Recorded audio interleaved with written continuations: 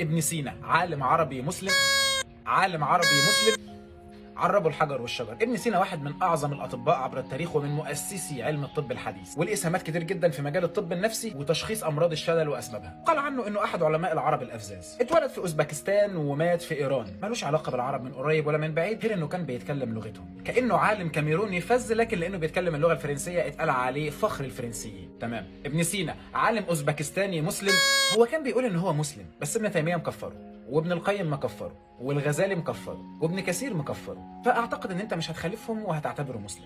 ففي الحاله دي تقدر تعتبر ان ابن سينا عالم فذ داخر بيه كانسان افاد البشريه وساهم في تطورها، زيه زي اينشتاين، زيه زي هوكينج، زيه زي ابو قراط، من غير ما نضطر ان احنا نكذب على الناس ونقول لهم ده كان تبعي، ده كان عربي، وهو ما كانش عربي. ان في النهايه كلنا بشر نفتخر بانجازات الجنس البشري عموما، حتى لو ما كانش من دمي، ولو كان من دمي افتخر بيه اكتر، بس لو ما كانش ما احاولش انسبه ليا بالعافيه. ولا اللقاء في الحلقه الجايه من عربوا الحجر والشجر هيعربوا.